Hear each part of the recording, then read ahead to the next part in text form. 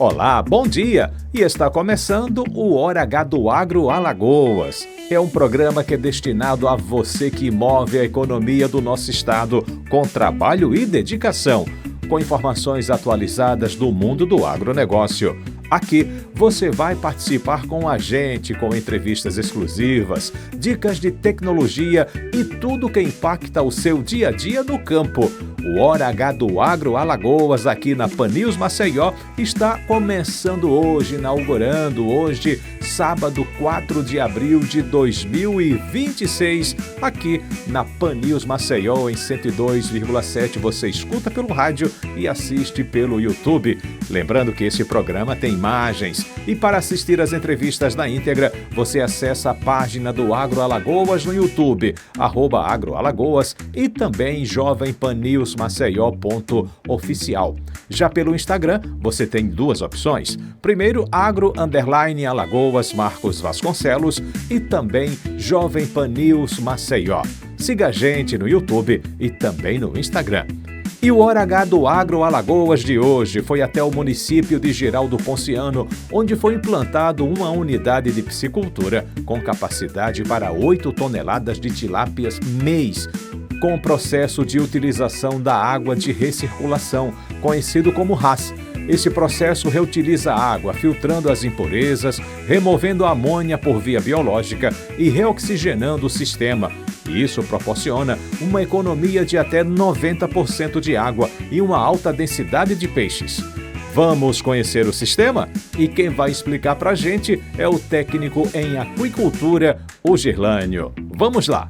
E o Agro Alagoas veio até o município de Girau do Ponciano, Agreste, aqui no estado de Alagoas, para ver um projeto de piscicultura que está sendo implantado. Daqui a pouquinho você vai ver já o povoamento dos peixes aqui, para que daqui a 6 meses já estejam sendo retirados aqui, para a venda à população. Esse projeto de 1.300.000 litros de água para ter uma produção mensal de 8 toneladas. Não é isso, Girlânio?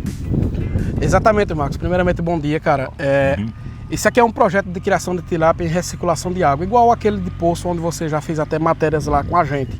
O diferencial desse projeto é que é um pouco mais tecnológico do que os que a gente implantou recentemente. Esse é o que há de melhor em termos de tecnologia. Foi um de 300 quilos para aquele pequeno agricultor, e depois vocês começaram aumentando, ou seja, vai do pequeno até o maior. E aí você recebeu esse desafio de implantar um bem maior, que é aqui em Girau do Ponciano. Exatamente, meu irmão. Como eu falei nos outros vídeos, cara, o sistema de piscicultura e recirculação de água ele já é conhecido há décadas. Só que ele foi ajustado e trazido para a nossa realidade aqui do sertão.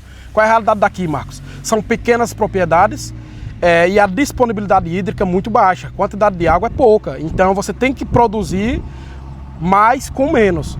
Esse é o desafio do sistema RAS que traz. É a facilidade de produzir peixe em altas densidades com reuso de água, o reaproveitamento de água. Quando você aumenta o sistema, hoje a gente está num dos sistemas maiores do estado. Em recirculação de água, esse pode não ser o maior, mas é um dos maiores. O desafio aqui é manter qualidade de água, porque eu não posso jogar essa água fora por conta do volume, são 1.300.000 litros. E essa água ela fica no sistema. Uma vez o sistema cheio, permanece aqui no sistema por tempo indeterminado. É só a evaporação que vocês vão ter que depois repor, uma coisa Exatamente. Pequena para a quantidade de água que tem aqui. Exatamente, meu amigo. Você tem a perca de água por evaporação, como você tem em açude, em barragens, em qualquer tanque você tem a evaporação sim, e você tem um descarte da água que é feita no equipamento que ali embaixo que eu vou mostrar a você daqui a pouco, que é o que há de melhor em tecnologia para limpeza de água, que é o tambor rotativo. Então, o desafio da gente foi esse. O proprietário que nos contratou para fazer o sistema para ele veio com a proposta de produção, de uma produção de 8 toneladas de peixe mensal, que é uma produção alta no sistema intensivo. Agora, o espaço que ele tinha era esse e a quantidade de água que ele tinha tem um limite. Então, a gente teve que trabalhar nessa perspectiva. Por isso que a gente fez esse sistema tecnológico. O que é que diferencia esse sistema RAS dos demais, Marco? Veja só, você tem um sistema de decantação mecânica que remove o sólido. Isso é o RAS. O RAS você tem um tanque de cultivo e você tem um sistema de filtragem mecânica e biológica que faz a limpeza da água. Nos sistemas convencionais, igual a gente já implanta em várias localidades, você tem um decantador mecânico. A água vai para lá suja, a matéria orgânica decanta no fundo e você faz a remoção dos sólidos apenas por um descarte. Nesse sistema aqui a gente não pode fazer dessa forma, porque o volume de água é muito intenso. O decantador teria que ser muito grande, por conta da circulação de água, não daria tempo de decantar. Foi aí que a gente partiu para um tambor rotativo. Primeira atualização tecnológica desse sistema é que ele conta com um tambor rotativo. Tambor rotativo, Marcos, ele nada mais é do que um equipamento responsável por separar automaticamente o sólido da água. Ele tem uma tela CIEV, um filtro, uma tela inox de 100 micras, que passa praticamente só a água. Ele chega a tirar 98% do sólido. Então a água que sai daqui do tanque de cultivo passa por dentro do tambor, lá ele separa o sólido e a água limpa segue o seu curso, onde lá na frente vai ter a nitrificação nas mídias biológicas que vocês vão ver mais à frente do vídeo. Só que tem um diferencial, cara. A gente tem que projetar um sistema que você consiga competir com quem produz sistemas mais baratos. Eu vou citar aqui um sistema mais barato de produção, dependendo da realidade, que seria tanque-rede ou tanque escavado. Embora a produção seja menor no tanque escavado, mas se tem um custo de produção um pouco menor.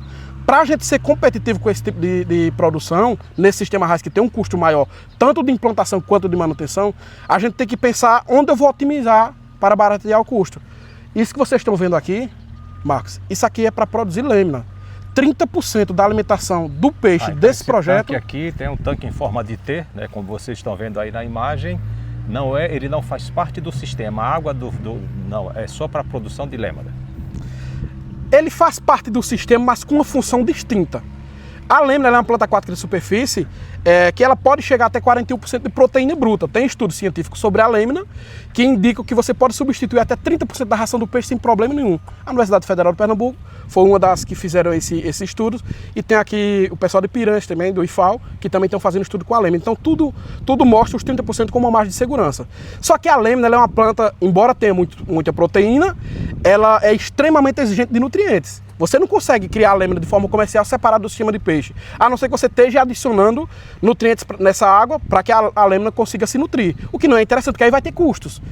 Por incrível que pareça, coincidência ou não, nutrientes que a lâmina precisa para se desenvolver é o que mais se tem na água do peixe. Então o que a gente fez?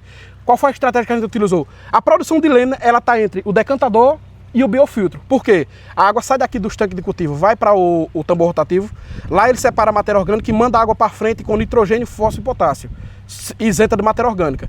A lâmina se alimenta do nitrogênio, do fósforo e do potássio, se multiplica, o que sobra desses nitrogenados vai para o biofiltro. Aí o biofiltro faz a oxidação, as bactérias do biofiltro fazem a oxidação da amônia a nitrito e depois a nitrato. E aí a água cai dentro do santo de novo, onde é a bomba, retorna a mesma água para dentro do tanque. Então a lâmina ela se aproveita nesse meio campo. Ela está ali se alimentando, se nutrindo e está limpando, entre aspas, purificando um pouco mais o sistema, diminuindo minha carga orgânica lá no meu biofiltro. E a tendência então é que aqui fique repleto de lâmina. Esse T, essa parte aqui e essa outra também. E a produção dela, como é que é? Muito rápida? Exatamente, meu amigo. Como é que vai funcionar isso aqui? Não tem lâmina no sistema ainda porque demora um certo tempo. Hoje é o primeiro povoamento do peixe no sistema, então o peixe é quem vai produzir o nutriente necessário para a lâmina se desenvolver. Então se eu colocar a lâmina hoje, ela vai morrer, não adianta. Aqui vai ser colocado lâmina, a gente geralmente coloca em média depois de 60 dias que o peixe está rodando no sistema, aí sim já tem nutriente que dá para manter a lâmina se proliferando. Agora, a vantagem da lâmina, Marcos, é o seguinte: a lâmina ela duplica de tamanho a cada 2 dias, ou seja, você traz a planta para cá, é uma planta tipo um grãozinho de arroz, é menor do que um grão de arroz. Você coloca uma quantidade, aqui não vai necessitar mais do que 1 quilo de lâmina. Coloca 1 quilo de lâmina aqui e a cada 2 dias ela vai sempre dobrando, até um ponto que ela vai encher tudo isso aqui. Ou seja, vira um granado. 1 quilo e depois não preciso comprar mais, de forma alguma. Vai repovoando aqui. O ciclo da lâmina é o seguinte: a lâmina, o pessoal vê muito ela em barragem, é natural que a lâmina se desenvolva na natureza. Só que o ciclo da lâmina é muito curto, por isso que o pessoal na natureza vê ela há muito pouco tempo. Geralmente no período de trevoada, dá a trevoada, a lâmina se desenvolve por conta da matéria orgânica que foi para a água e do próprio nitrogênio que a chuva contém, a água da chuva contém. A lâmina se desenvolve quando ela enche a superfície do barreiro ou da barragem, ela vai e morre. É o ciclo da lâmina, ela se reproduz até encher. Encheu a lâmina d'água, ela para de se reproduzir, aí morre. Questão de dias ela morre. Aqui não. Aqui a gente tem a produção por tempo indeterminado, porque uma vez que ela enche a superfície, todo dia o dono vai estar tirando. O proprietário daqui vai estar tirando para alimentar os peixes. Então, quanto mais você tira lâmina, mais lâmina se reproduz no sistema.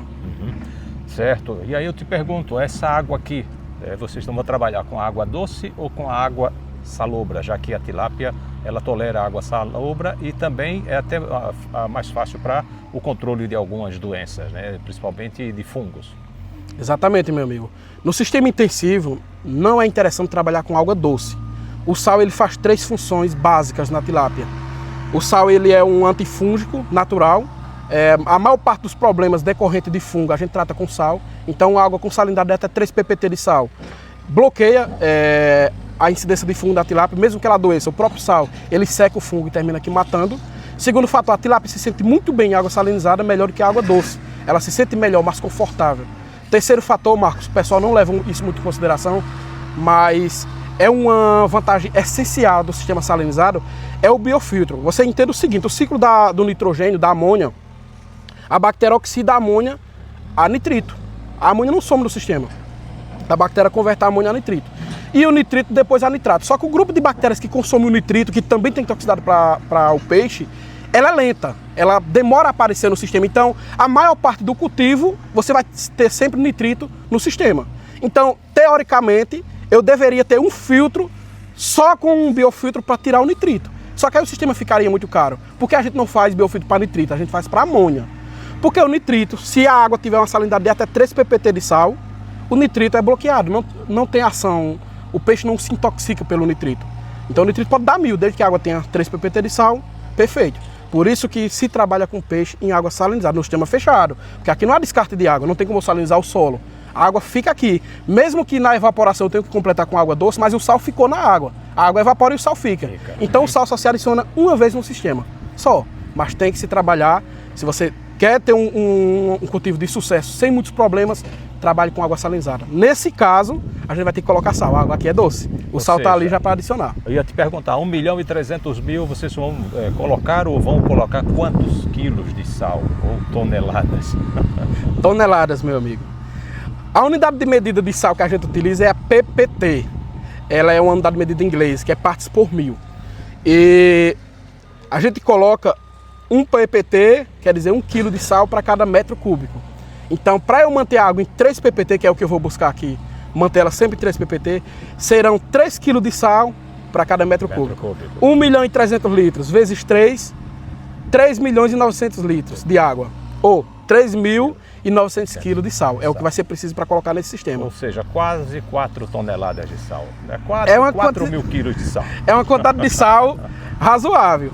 Aí entra a vantagem, cara, para quem tem aquela água salobra, Marcos, que ele não consegue utilizar água para irrigação. É isso que eu sempre falo, o proprietário rural furou o poço, deu água salobra, não presta para o consumo, mas presta para a piscicultura. Na maior parte dos casos, a única água que não presta para a piscicultura de água de poço artesiano é aquela água que contém ferro e contém cloro. Essas duas águas elas não são ideais para a criação de peixe. Agora, a salinidade é fantástico para criar peixe no sistema fechado. Aquele poço artesiano que o produtor não consegue irrigar porque mata a planta, se for sal, para o peixe é perfeito. Muita gente me questiona, Gislânio, quanto de sal eu devo colocar na água? Aí tem duas opções que eu falo.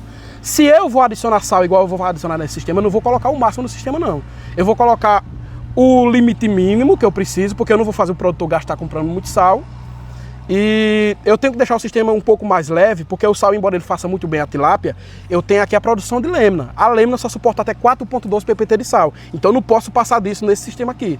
Agora, se for um poço artesiano que contenha 8 de salinidade, igual tem muitos poços artesianos aqui no município, lá em Poço mesmo, que a salinidade é superior a 5 ppt, nada impede que eu utilize essa água para o peixe, Marco. Nada impede, porque já é a salinidade natural. Eu não vou tirar o sal da água. Eu vou trabalhar a piscicultura, ajustar o sistema para aquela qualidade de água. Por ter problema de produzir a lembra. Exatamente. Não existe almoço de graça. Você não consegue ter tudo. Se for algo muito salinizado, você não consegue ter a produção de lêmina, infelizmente. Isso corresponde a quantos por cento na economia do meu investimento eu produzindo a lêmura? E, lógico, se eu produzo lêmura, eu te retiro um pouco da ração. Exatamente, meu amigo. Veja só, o custo de produção hoje que a gente está contabilizando no sistema RAIS, no ciclo de 7 meses, é de R$ 6,70 para fazer 1 quilo de peixe. Agora, em que está distribuído esses R$ 6,70, Marcos? Está distribuído em energia, ração, mão de obra e alevinos. Desses 6,70, 25% é energia, alevino e mão de obra. Os outros 75% é ração. É onde está o custo maior. Só que desses 75% de ração, 30% eu posso reduzir com lêmina. Ou seja, nesse sistema aqui, se eu vou colocar 200 kg de ração por dia, no pico da produção, eu diminuo para 140 kg de ração e coloco 60 kg de lêmina. Simples assim. Vamos trocar isso por miúdos? O preço médio da ração hoje no mercado, ela gira em torno de R$4 o quilo. R$4. Você sabe qual é a economia nesse projeto só com lêmina? 60 kg de lêmina 4 dá quanto? 6 vezes 4, 24, R$240 por dia. De lêmina isso aqui vai gerar. 240 vezes 30 dias. Estou rindo de conta, mas o pessoal aí pode fazer o cálculo. Então você vê a economia que vai ser feita só com a produção de lêmina. Não acrescentou em nada do sistema. Porque o orçamento aqui, sem o tanque de lêmina, ficava R$10 mil mais barato, para você ter uma ideia. A gente fez a cotação com os produtores e foi de escolha deles realmente fazer o tanque de lêmina, porque a gente fez a relação custo-benefício. O projeto sem o tanque de lêmina era R$10 mil mais barato. Só que esses R$10 mil a gente consegue tirar em questão de meses com a lêmina. É um alimento natural, é um alimento que ajuda a limpar a água e a tilápia aceita muito bem a lêmina. A lêmina tem alta palatabilidade. Então são várias as vantagens que o sistema RAS traz. Coisa que eu não posso produzir lêmina no tanque escavado, não posso produzir no bioflox, nem tampouco no tanque rede. Essa é a vantagem do RAS. Cada sistema tem sua particularidade. Sua vantagem, né? Exatamente. Você falou que o custo também é energia. Estou vendo aqui que foi implantado aí o sistema solar, né? Já foi projetado para suprir toda essa demanda de energia daqui e isso vai impactar em quanto de economia para os produtores aqui? Marcos, veja só. Quando a gente fez o orçamento desse projeto, a gente passa para o produtor qual a demanda energética que ele vai ter. E a gente sempre aconselha trabalhar com energia solar. Meu amigo, 25% de energia que você vai baratear no custo de produção é muita coisa. O produtor aqui optou por colocar 100% do sistema, da necessidade do sistema em energia solar. Na verdade, ou seja, durante o dia ele tem a geração própria. Durante o dia, a geração própria. Na verdade, ele tem 20% a mais da necessidade do sistema, porque eventualmente se ele precisar aumentar um pouco mais a aeração, o sistema dele comporta. Então aqui o sistema, a energia solar já está garantido para a necessidade real do sistema de consumo. Então aí dá o quê? 50% de economia de energia ou mais do que isso? Rapaz, veja só, quando a gente fala que a energia solar ela supre 100% da demanda do sistema, é claro e evidente que durante o dia você tem a geração de energia pelo sol. Durante a noite você tem o consumo da energia da rede elétrica. Só que aqui foi superdimensionado. Durante o dia ele gera energia para o sistema e ainda gera um acúmulo. Durante a noite ele vai consumir o acúmulo que ele gerou durante o dia. Então, teoricamente, pode ter alguns custos aí, dependendo do dia e tal, mas teoricamente... Nublado, choveu, né? Então, embora tenha 20% a mais de sobra, mesmo assim não é garantia que durante todo o ano só o sistema solar vai dar conta do projeto. Mas na maior parte do ano, sim. Só o sistema solar já dá conta de 100% da necessidade energética do projeto. Pronto, você já mostrou aqui o tanque da lêmina, depois aí que vai ser, né, sai daquele equipamento que você vai falar daqui a pouquinho e a gente vai acompanhar. Mas vamos falar primeiro desses tanques, né? Tô vendo, tem 2 grandes de um lado, 2 do outro e 2 menores. Por que esses tanques menores? Vamos ver ele aqui. Vamos lá. Vou pegar aqui para a gente ir, né, acompanhando. É assim, né? Então o que é que você tem aqui? Por que esse tanque é menor? Isso aqui, Marcos, é o berçário. A função do berçário é a seguinte. O berçário ele é responsável por manter o peixe até uns 110 gramas. O alevino, quando ele vem do laboratório, ele vem muito sensível. E é no período que ele mais adoece com facilidade. Então você pegar um alevino desse e mandar direto para o tanque de engorda, que é um tanque com volume de água maior, a probabilidade desse alevino adoecer e de você não conseguir identificar o início da doença é mais suscetível a isso. Já no tanque menor, não. Você tem um confinamento maior ao alevino. Caso eu precise isolar o tanque, eu tenho facilidade de isolar o tanque pelo volume de água, que é pequeno. E depois que o alevino está aqui no sistema, durante os 60 dias, atingiu o período de juvenil, chegou no período de juvenil, ele vai direto para o tanque de engorda. Aí sim, vai para os tanques de engorda, que são tanques de 60 metros cúbicos para berçário e são tanques de 200 metros cúbicos para engorda, que é a necessidade do sistema. Ou seja, esse aqui tem 60 mil litros de água. Exatamente. E a despesca, como é feito? Eu tenho que secar o tanque ou é pescando no pulsar, na rede, para poder levar para esse tanque maior? Cara, a despesca desse tipo de projeto é bem simples, embora o pessoal veja os tanques grandes, mas é muito fácil. Primeiro ponto, como eu falei no início do vídeo, nada aqui é descartado de água. Toda a água do sistema vai para o sistema de filtro e retorna para o tanque, por aquela bomba que vocês estão vendo ali voltando. Só que tem um ponto, se eu precisar voltar, esvaziar um tanque desse, ou numa despesca, ou numa repicagem, que é o repasse da água de um tanque para outro, eu não posso jogar essa água fora. Então o que é que a gente faz, Marcos? Cada tanque desse tem um registro, onde eu controlo o fluxo de água. Eita, amanhã eu vou transportar o peixe do tanque 1 para o tanque 4. o que é que eu faço? Eu baixo 50% da água, o sistema de filtro é responsável por suportar a água de qualquer tanque aqui, a metade da água de qualquer tanque, então eu consigo esvaziar qualquer tanque aqui, baixar pela metade e a água vir para cá, sem precisar jogar uma gota de água fora. E aí quando eu baixar 50% da água, se tem 1 metro de coluna d'água, só vai ficar 50 centímetros. E aí por uma rede de arrasto, um funcionário entra no tanque, dá a volta circulando com a rede de arrasto, arrasta a rede para cá e o peixe fica todo confinado aqui. Aqui com um pulsar menor, vai passando na água e jogando para lá. Você faz isso 1 ou 2 vezes, passa mais de 98% do peixe para o tanque. Então é jogado o alevino aqui e ele vai ficar quantos dias nesse tanque aqui de...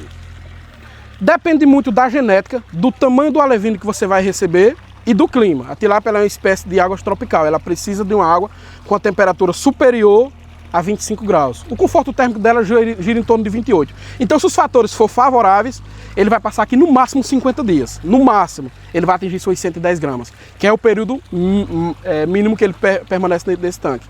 Dependendo do clima, se for no inverno, pode passar os 60 dias. Por isso que a gente calcula 60 dias, mas não é 60 dias, dependendo desses fatores. Mas atingir o peso, por isso que é feito biometria. Mês a mês se faz uma biometria. Atingir o peso, ele vai para o tanque, independente da idade. Pega uma amostragem então, né? A biometria, ela consiste em você pesar o peixe e identificar qual o peso médio que o peixe está naquele tanque. Geralmente alevinos de até 10 gramas, pega-se 50 alevinos. Você pesa os 50 alevinos e divide o peso dos 50 pelos 50, aí eu tenho um peso médio. Então, 50 alevinos deu 100 quilos, por exemplo. Você sabe que o peixe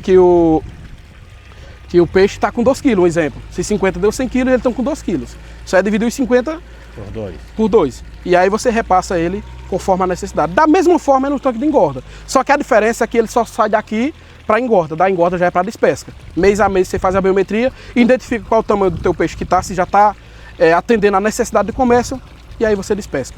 Uhum.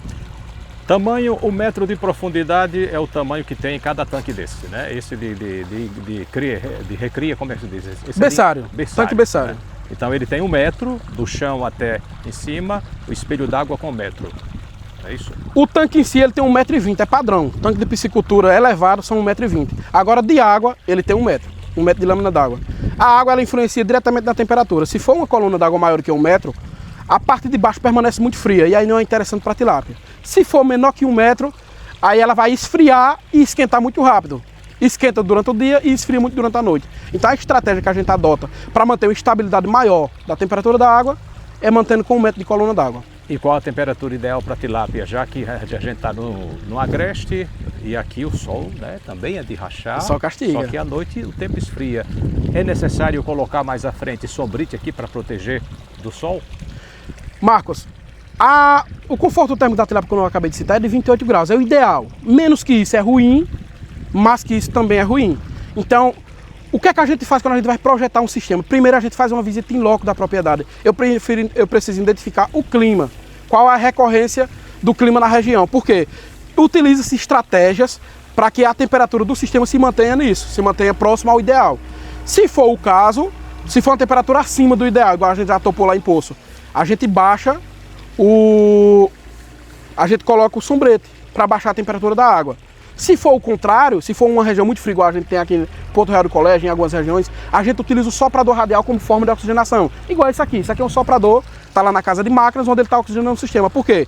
Tem várias formas, vários equipamentos, na verdade, que fazem o trabalho de oxigenação. Só que cada um tem uma função e um funcionamento diferente. Eu tenho um aerador chafariz, que é aquele que fica dentro do tanque. Grandão, que fica no isso, meio. Aí ele fica jogando água para cima, ali ele está oxigenando a água, só que ele esfria a água, ele esfria em 2 graus. O soprador radial é o contrário, ele injeta o oxigênio no fundo, mas o ar vem quente, então ele aquece a água em 2 graus.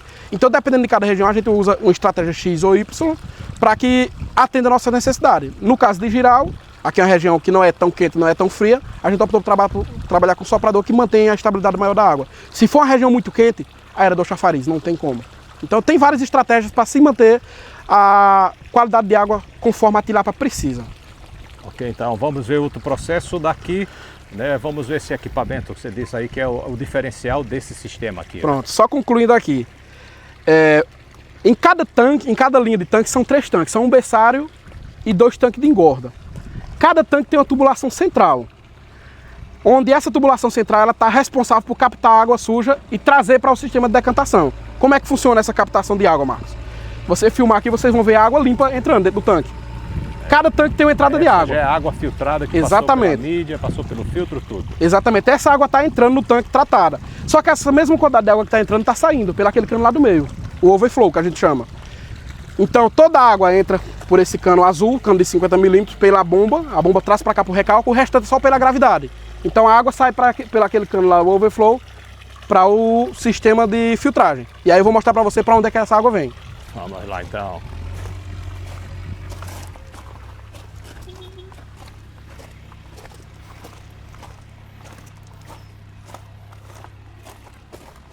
Está aqui então o sistema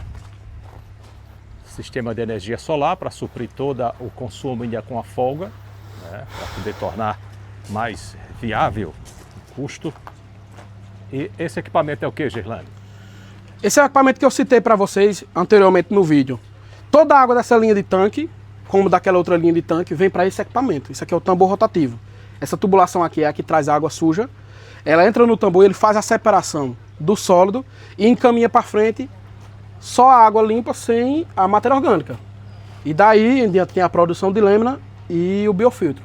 Mas qual é o diferencial desse equipamento? Embora seja grande, o pessoal se assusta com o tamanho do equipamento e acha que o consumo energético é caro, mas é alto. Mas não é bem assim. Ele permanece a maior parte do tempo parado. Como é que ele funciona, Marco? A água vem para dentro dele, ele tem uma tela CIEV e a água começa a passar, a filtrar. Chega um ponto que essa tela satura, ela suja, entope. Quando ela entope, aí sim o equipamento entra em funcionamento, ele gira, faz a limpeza automática, o nível de água baixa e ele desliga de novo. Então ele permanece a maior parte do dia parado. Vocês observam, daqui a pouco ele vai ligar de novo. Tá funcionando? E funciona 15 segundos? Ele funciona 16 segundos por vez. A gente contabiliza que dependendo da carga orgânica desse sistema, ele vai funcionar entre 12 e 24 vezes durante o dia, durante todo o dia. Então você vê por aí o consumo energético dele. Estamos falando de 16 segundos só de acionamento. Então, embora seja um equipamento grande, o consumo energético é bem baixo. E se vocês observarem ali, não sei se dá para mostrar, o nível de água está subindo. Daqui a pouco encosta no sensor. Essas duas tubulações aí são sensores. Esses sensores, quando a água encosta, daqui a pouco vocês vão ver, ela vai encostar, porque a tela entope. Quando a tela entope, ela não tem por onde sair a água. Aí começa a subir o nível. Encostou nele, ele reconhece que está entupida, gira aquele cilindro lá. Aquele cilindro gira, um jato pressurizado vai por cima e faz a limpeza, jogando toda a matéria orgânica naquela calha, a sujeira, e vai para o sistema de fossa, que é aqui embaixo. O tambor ele está posicionado em cima de um reservatório, 40 metros cúbicos. Como se fosse uma cisterna aqui embaixo. Isso. E daqui tem um detalhe, nada do sistema é perdido. A ideia daqui do projeto do Cristian e do Antônio é aproveitar 100% do potencial do projeto. Toda a matéria orgânica daqui, pessoal, que é acumulada, ela vai ter destino de ir para fertirrigação. Aí acionou o equipamento.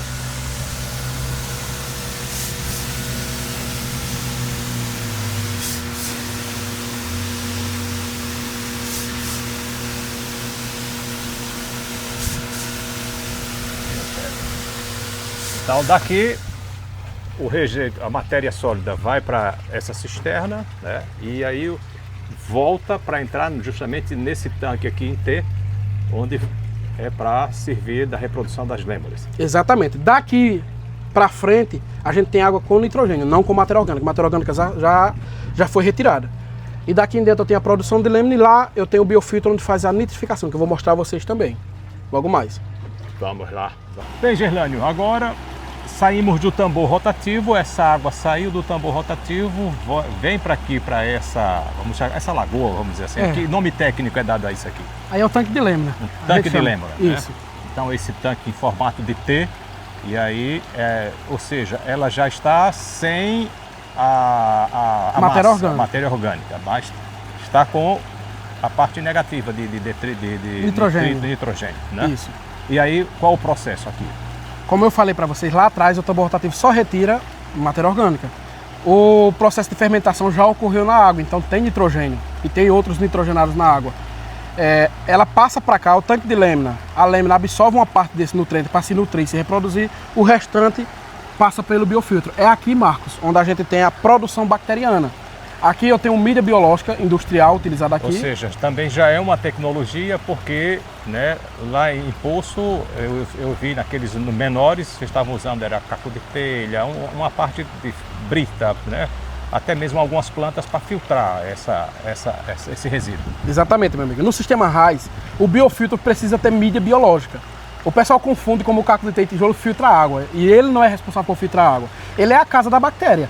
A bactéria ela precisa estar presa em alguma coisa que a gente denomina como mídia, e aí a gente tem mídia biológica alternativa e tem mídia biológica industrial. A alternativa que você acabou de citar muito bem, tem o caco de telha, tem a cinta de arquear, tijolo quebrado. Então eles têm porosidade onde a bactéria adere, a água passa por elas e elas vão se alimentando. Só que tem uma diferença grande. A área de colonização bacteriana por metro cúbico é muito baixa comparada à mídia industrial. Por exemplo, cada 1 metro cúbico de tijolo tem uma média de 200 metros quadrados de área de biofilme, uma média, 200 metros quadrados para cada 1 metro cúbico de tijolo. Hoje a gente tem mídias biológicas no mercado industriais que prometem até 14.500 metros quadrados por metro cúbico. Então eu saio de 200 metros quadrados para 14.500 metros quadrados. O que isso quer dizer, Marcos? Vamos trocar por miúdos. Esse sistema aqui do Antônio e do Christian, ele tem muita tecnologia, tem tambor rotativo e tem a mídia biológica móvel industrial. Se fosse para eu trabalhar com mídia alternativa, ou seja, o caco de teia e tijolo, funcionava do mesmo jeito. Agora tinha dois problemas graves. Primeiro, eu teria esse biofiltro todinho teria que ser cheio de caco de teia e tijolo para conseguir dar conta de todo esse nitrogênio. E a mídia ela tem um problema grave, ela satura. Satura é quando ela suja. Aquela massinha da água que o tambor rotativo não tira, ele não tira 100%, uma boa parte da massa ainda vai avançando. Então aquilo ali vai se depondo em cima do caco de telha e vai sujando, saturando. Quando saturar um ponto da bactéria não sobreviver, quando o processo de fermentação é muito intenso no biofiltro, ela morre também. Aí você tem que desligar o sistema e limpar. Agora imagina limpar um sistema desse porte. Não pode, infelizmente é aquilo que eu citei no início do vídeo. Aqui foi um desafio, projetar um sistema desse tamanho, com o melhor que tem em tecnologia, para que o sistema fique todo, minimize os riscos, e a necessidade de manutenção. A mídia biológica traz isso. Ela é uma mídia biológica móvel e autolimpante. A empresa nos garante uma durabilidade média de 20 anos. Então imagine, você com esse biofiltro aqui... Essas espumas aí, eu não tenho que estar sempre colocando ela. Coloquei a quantidade, é feito um cálculo, né, da quantidade de litros que passa por hora aqui para passar por essa mídia. Exatamente, meu amigo. Essa entrevista que a gente está fazendo aqui é interessante, você está perguntando igual um produtor mesmo aqui. Não é algo tão mecânico. E realmente é isso, mas o pessoal me questiona muito isso. Gilane, como é que eu vou saber quanto de mídia eu coloco, quanto de tijolo? E a resposta é bem simples, pessoal. Você tem que saber qual é a tua demanda de ração por dia. O cálculo de todo o sistema de filtro é em cima da ração. Cada 100 kg de ração gera em média 30 kg de sólido. Cada 30 kg de sólido, 2,8 kg de nitrogênio. E a tua mídia ela tem que ser responsável por nitrificar esses 2,8 kg de nitrogênio. Então o cálculo é feito em cima da ração. Nesse caso, a gente sabe que um biofiltro composto por 3 metros cúbicos de mídia é o suficiente para esse projeto. Se fosse de tijolo, é outro cálculo. Se for de cinta de arquear, Marcos, é outro cálculo. Se for de brita, que dá para utilizar também, só que a brita tem uma porosidade muito, muito baixa. Eu não aconselho ninguém a utilizar. Independente do tamanho do sistema, eu não aconselho brita. Mas era outro cálculo. Mas é assim que a gente se trabalha, é em cima da ração. A amônia no sistema, ela é adicionada. É você que coloca a amônia no sistema. Então é fácil de você determinar quanto você vai precisar de biofiltro, porque você sabe quanto de ração você vai adicionar. É assim que funciona o dimensionamento do projeto. Então, essa espuma só bota uma vez e aí fica de acordo com a... Teoricamente, são 20 anos de durabilidade. Teoricamente eu falo isso porque ao longo dos anos é que a gente vai saber se realmente dura 20 anos. Mas a gente está falando de uma esponja de um polímero bem denso, dentro da água. Então a probabilidade dela se desgastar é muito baixa. Que não foi desenvolvida no Brasil, né? Foi por um alemão, que eu li um pouco ele teve a ideia de ajudar na época Israel, né, a filtrar a água lá, a trabalhar mais essa água lá, e aí ele bolou essa mídia. Exatamente, meu amigo. Quando fala de mídia biológica industrial, a gente tem diversas mídias no mercado brasileiro. A gente tem a MBBR, a gente tem que são aquelas rodinhas, a gente tem o Biochip, que são aquelas pastilhazinhas fininhas, igual uma hóstia, e a gente tem a Monera Biopower, que é uma esponja. Cada uma tem a sua particularidade e sua definição, sua especificação técnica. Essa aqui, no caso, quem veio com ela para cá apresentar para a gente, para apresentar a possibilidade de utilizar no sistema RAS, foi o Herbert. O Herbert ele é um dos engenheiros da Monera, e aí ele viu nossos vídeos e se interessou. Cara, essa mídia ela é utilizada para tratar esgoto, para você ter ideia. A própria Sabesp de São Paulo usa muito essa mídia. Então, se ela é utilizada para tratar um esgoto, chorume, imagina água de peixe, onde a carga orgânica é muito inferior. Por isso que ele veio para cá e propôs que a gente testasse essa mídia. A gente testou em sistemas menores, não nesse aqui, claro. Testamos a eficiência delas e aí sim estamos implantando no sistema. Mas tem várias mídias no mercado. Todas as mídias são boas, desde que sejam bem estudadas. Porque você tem que saber qual a tua real necessidade. Não existe equipamento ruim, existe a expectativa que você criou para ele. Essa mídia tem um custo, eu tenho a MBBR, que é uma mídia mais barata, que tem eficiência também, só que é um pouco menor a eficiência, mas o custo é totalmente outro. Então o produto ele tem que se adequar, que é olhar o que é que vai servir para ele, unir o útil ao agradável e implantar no seu projeto. Então tá lá, passou, vem para cá, passa aqui nesse filtro, tá passando na mídia. Tô vendo, tem mídia lá no fundo, afundada, e tem mídia ainda flutuando, né? Que diferença tem essa mídia que está no fundo e essa mídia que ainda não afundou, ou seja, ainda não entrou bactéria nela? Toda mídia biológica móvel, ela é projetada para ela ter a mesma densidade da água. Só que quando é que ela tem a mesma densidade da água? Quando ela está com a carga bacteriana no topo. Porque se a mídia já tiver a mesma fluidez na água, sem bactéria, quando adquirir bactéria, a bactéria tem um peso, tem uma massa. Ela vai afundar e vai para o fundo. Então essas mídias ainda, uma boa parte delas ainda estão adquirindo, ainda estão sendo colonizadas. Então essa que está boiando já tem a bactéria, a que está fluidizando já tem a bactéria, a que está boiando ainda será colonizada e vai começar a fluidizar no biofiltro. Isso acontece com quase todas as mídias do mercado, mídias móveis. Uhum. Quantos litros de água está passando por aqui, por essa mídia e saindo? Estou vendo aqui 4 canos, né? Todo ele saindo água, para poder chegar nesse outro espaço aqui. Marcos, o sistema hoje, a gente trabalha com bomba inteligente, bombas eletrônicas. Então cada tanque tem uma bomba independente, onde eu controlo o fluxo de água pela minha demanda de troca. Então hoje está na capacidade mínima do sistema, o sistema não está com a população máxima de peixe ainda, já tem peixe nos 4 tanques, mas não está com a população máxima. A gente vai aumentando a população conforme o sistema vai ficando maturado. Então hoje a gente tem 90 metros cúbicos de água passando por hora no sistema, mas vai chegar a 180 metros cúbicos no pico da produção. E aqui é o reservatório de água limpa, como eu falei para vocês, onde tá aqueles canos lá, que ali são as bombas. Eu tenho 3 canos para cada linha, onde cada cano desse é uma bomba que está mandando água para o tanque. E essa cor verde da água, Marcos, isso aqui é a produção primária de fitoplâncton. Essa cor verde é a produção de fitoplâncton. Deixa eu mostrar aqui, né? Isso, não é água suja. O pessoal confunde... Os 3 canos são aqueles ali, né? E a água está verde. Vai dizer, nossa, o peixe, né? A água tá suja, está poluída. Essa água verde, esse verde claro, é o processo de maturação do sistema.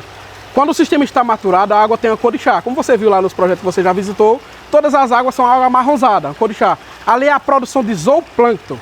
Ali sim o sistema está maturado. Esse aqui, como está no início do projeto, ainda está no processo de maturação. O sistema está equilibrado, os parâmetros físico-químicos estão ajustados, mas ele ainda está maturando. A produção primária de fitoplâncton vai dar espaço, muito em breve, à produção de zooplâncton. Você falou que o sistema é integrado, o sistema está... As bombas, cada tanque desse é uma bomba. Essa bomba está aí embaixo ou está guardada onde? Eu vou mostrar a vocês a bomba que a gente utiliza para esse sistema. O pessoal já me questionaram muitas vezes, Gislaine, como é um sistema que depende de 24 horas de energia elétrica, não é cara a conta de luz? E a resposta é simples. Se for utilizado um equipamento específico para esse sistema, não. Pessoal, vamos falar de bombas comuns, Marco. Aquela bomba que você usa para utilizar, para encher caixa de banheiro. Uma bomba de 1 CV, aquelas bombazinhas periféricas. 1 CV de potência consome uma média de 736 watts hora. Só que aquela bomba, consumindo 736 watts, ela só eleva uma média de 2.800 litros de água. Aqui eu tenho uma bomba, cada bomba dessa movimenta 30 metros cúbicos hora, 30. Só que ela só consome 230 watts. Vocês entenderam a diferença? É equipamento projetado para trabalhar dia e noite sem desligar, com consumo energético muito, muito baixo. E eu vou mostrar a vocês por quê. Mostrando a bomba. Vamos lá então. Bem, Gislaine, você mencionou que cada tanque desse tem uma bomba submersa que é controlada para fazer o retorno dessa água filtrada lá que saiu da mídia. Então a bomba, explica pra gente como é essa bomba. Essa é a bomba que eu falei para vocês. Ela tem uma média de vazão de 30 metros cúbicos hora. 30 mil litros de água por hora ela eleva.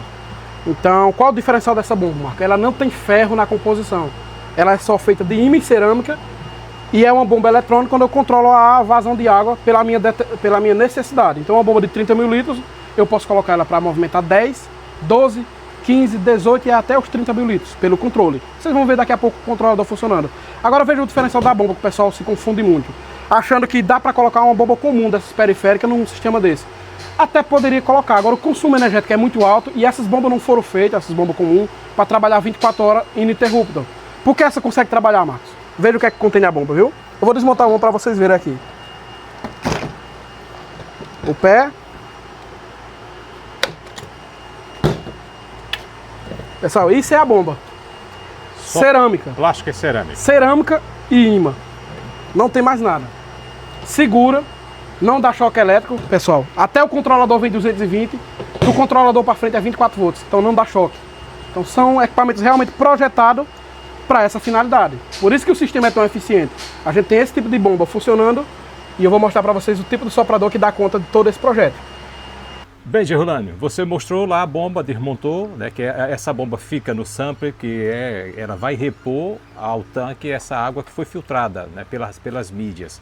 E agora? A gente está no outro setor aqui, onde tem esses motores. O que é isso aqui? Para que serve isso? Isso aqui, Marcos, é a casa de máquinas. Aqui é onde está o controlador de cada bomba, esses que vocês estão vendo ali no painel. Esses vermelhos é o controlador de cada bomba. Então eu tenho 3 bombas para essa linha de tanque e tenho mais 3 bombas para essa linha de tanque. Então aqui está tudo especificado, o nome e o número de cada tanque em cada bomba ligada. Então aí são as bombas de recirculação. Que essas que estão lá embaixo. Exatamente. Esse é o controlador delas.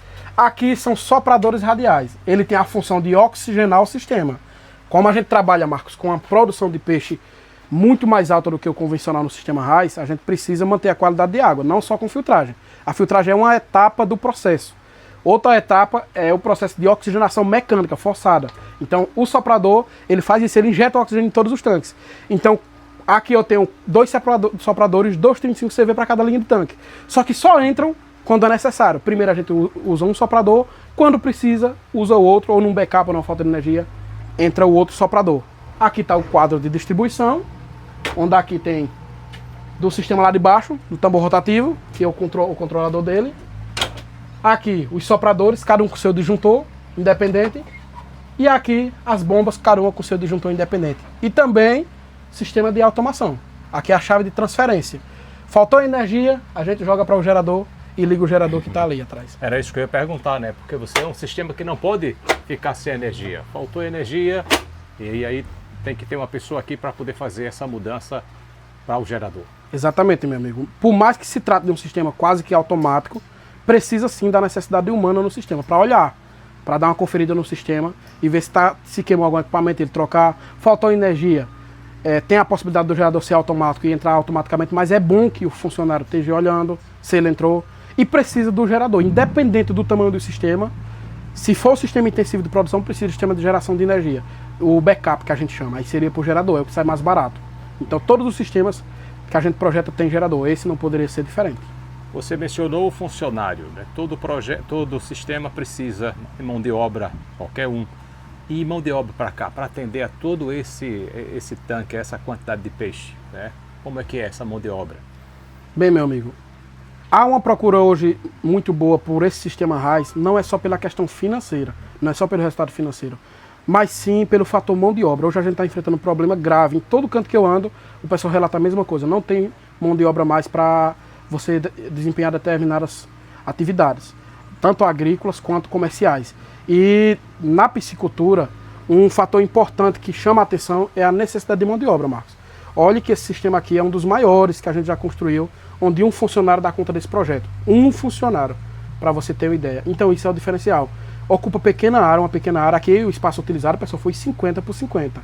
Foi o espaço que se utilizou para fazer um projeto desse porte.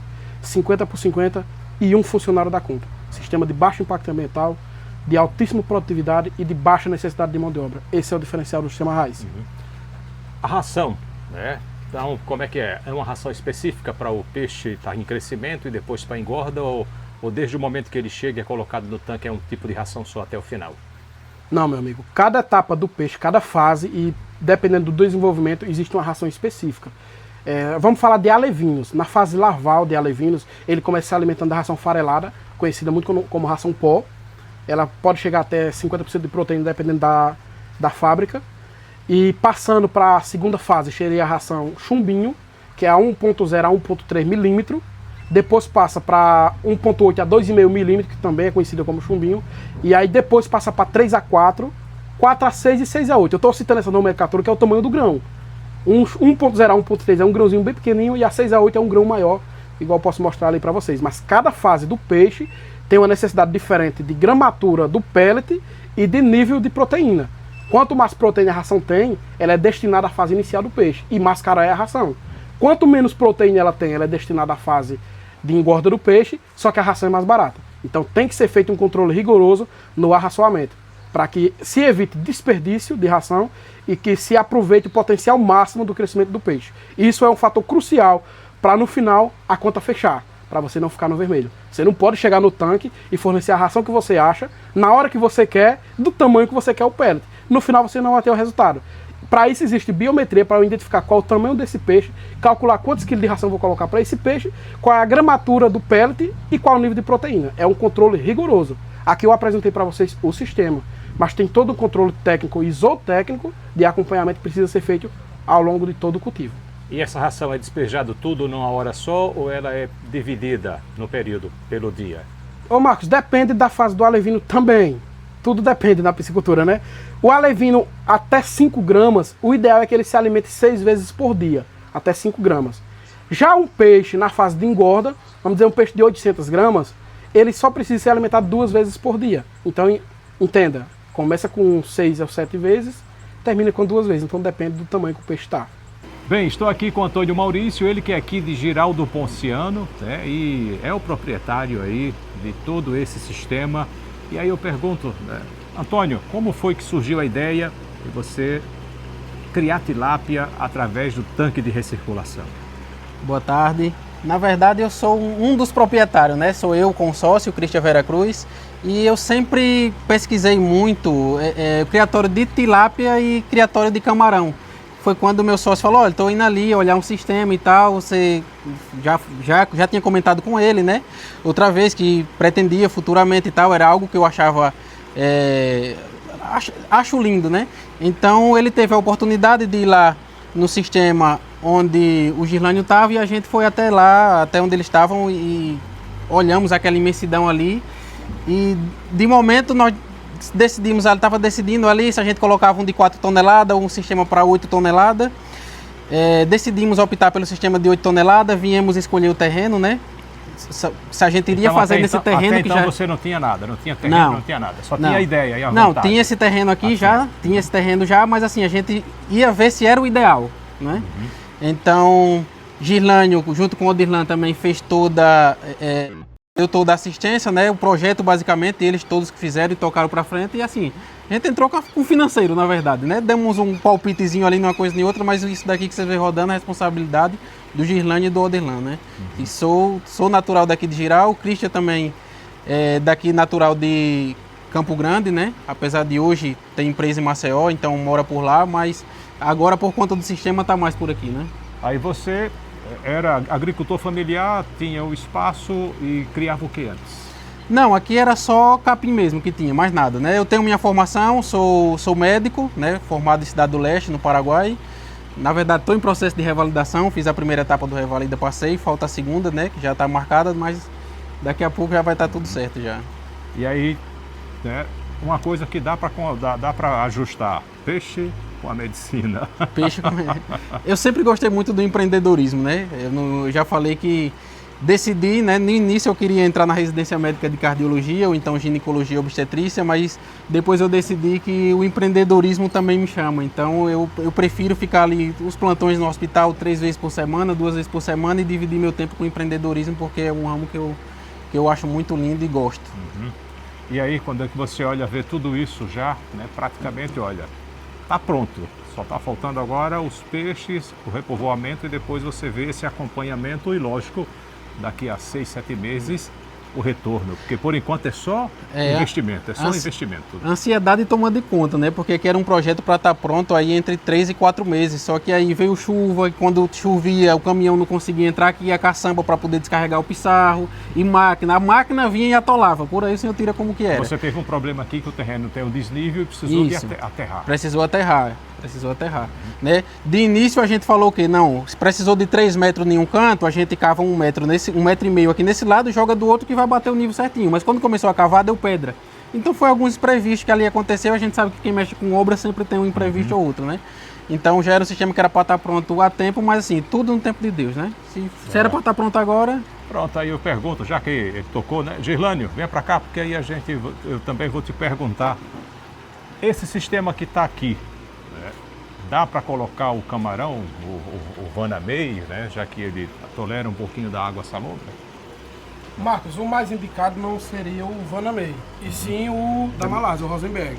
É um camarão que tolera uma densidade maior de tilápia, porque ele não é tão sensível igual ao Vanamei, e a gente tem a possibilidade, talvez, de criar ele no sistema de lâmina, no biofiltro. Porque no tanque elevado a gente já tentou fazer o policultivo, tivemos uma produção, mas não foi satisfatória, igual eu passei para o Antônio. Por quê? A proporção de criação de camarão da Malásia com a tilápia geralmente é 1 para 1, para cada uma tilápia e um camarão. Mas se utiliza esse termo, essa proporção no tanque escavado. No tanque escavado a gente coloca 3, 4, no máximo 6 tilápias por metro cúbico. Então no máximo, teoricamente, seria 6 camarão. No tanque elevado aqui do sistema raso, a gente coloca 50 tilápias por metro cúbico. Então eu não posso colocar de forma alguma 50 camarão. Então aquela proporção de 1 para 1 já está descartada. Sem contar que, como o sistema é intensivo, há um atrito muito grande da tilápia batendo uma na outra e machuca o camarão. Então o processo de criar os dois juntos no mesmo ambiente não é tão interessante. Agora, criar os dois juntos no mesmo sistema, só que um no tanque de cultivo, outro no tanque de lâmina, essa é a nossa ideia. E é o que a gente está estudando, né, Antônio? Para já implantar esse tipo de tecnologia. Ou seja, o camarão vai ficar nesse tanque que passou a água e vem para a mídia biológica. Exatamente, meu amigo. A gente tem aqui 286 metros quadrados de área vazia. Porque o tanque de lâmina, eu só aproveito a lâmina d'água, só a superfície. O fundo está vazio, não tem função alguma. O camarão é uma espécie de fundo. Então, se a gente analisar, não precisa ser especialista em piscicultura para já entender que aí tem uma possibilidade, sim, de colocar a lâmina na lâmina d'água e o camarão no fundo, desde que se mantenha a qualidade de água no biofiltro. Aí sim tem que ter um controle um pouco mais rigoroso na qualidade de água do sistema, porque aí eu não vou focar mais só na tilápia, e sim no camarão. Mas como se trata de um sistema fechado, trabalhando com tecnologias de probióticos e manejo, dá sim para conciliar os dois juntos. Porque onde eu tinha já o resíduo retido, eu vou ter ainda do camarão, que ele está produzindo o resíduo e ainda tem o resto da ração, né, que vai ser dada para ele. A vantagem de produzir o camarão junto com a tilápia, na teoria, é que o camarão você não alimenta, Marco. Você alimenta a tilápia, ela come a ração e o camarão ele termina aqui se alimentando dos dejetos da tilápia. No sistema biofiltro não, lá no tanque de lâmina não, lá não chega matéria orgânica. Então lá, Antônio, a gente vai ter que criar com a ração industrial. Então vai ter um custo maior. Por outro lado, é um espaço que já existe. Se Antônio optar por criar o camarão ali, beleza. Se ele não optar por criar, vai continuar do mesmo jeito que está lá o espaço. Então é lá onde a gente pretende implantar o camarão da Malásia. E aqui para nossa região, eu falo isso porque eu crio o camarão da Malásia, eu tenho minha produção também ali em Delmiro Gouveia, a aceitação em determinados públicos é fantástica. O camarão da Malásia é um camarão de grande porte, eu estou tirando camarão lá, tirei na verdade na última despesca, camarão da Malásia com 87 gramas, é um baita de um camarão, e aí você consegue mandar esse camarão para a rede hoteleira. Você consegue mandar para pousadas, restaurantes, absorve muito bem. Não é igual o camarão Vanamei, que é um camarão do público. O pessoal consome em toda a região. O camarão da Malásia não, é um camarão nobre. É um camarão onde já tem um público mais requintado. Então o valor agregado dele é maior. Produz bem menos por metro quadrado do que o Vanamei. Porque ele é um camarão canibal, ele come os outros camarão. Então eu não posso, de forma alguma, passar da densidade de 8 camarão por metro quadrado. De forma alguma, o ideal seria 5. Camarão por metro quadrado. Então a produção por metro quadrado dele é pequena, mas o valor agregado é maior. É o que chama a atenção no camarão da Malásia. Uhum. Não, pelo menos serve uma tentativa, né, Antônio? Sim, porque sim, aí lógico. Deu certo, beleza, continua. Olha, não, então vamos ficar só com a tilápia, com o peixe. Aí nesse sistema. Tá, então, olha, você que está acompanhando a gente, né? Já acompanha, pode seguir a gente no Agro Alagoas, que tem mais material com o Girlânio também, em produção menor, numa produção, e essa agora bem maior. Tá? E você fica por dentro de tudo aqui e com o Antônio que teve essa coragem, né, essa vontade junto com o seu sócio em ter justamente esse sistema que foi, como o próprio Girlânio falou, um desafio para ele, né, de ter esse portfólio também, mostrar que tem condição de produção e que vai daqui a 6, 7 meses ter tilápia saindo daqui para o mercado. E aí, você imagina, estou produzindo, tenho peixe, já pensou onde é que você vai escoar essa produção, Antônio? Bom, nós não queremos parar por aqui, né? Nós estamos em busca também de construir uma fábrica de filetagem aqui, tanto para filetar o nosso peixe, quanto para filetagem de terceiros, né? Empresa privada. Então, nós esperamos entregar em supermercados, né? Por enquanto, de início, enquanto a gente não faz, a gente entregar a feirantes.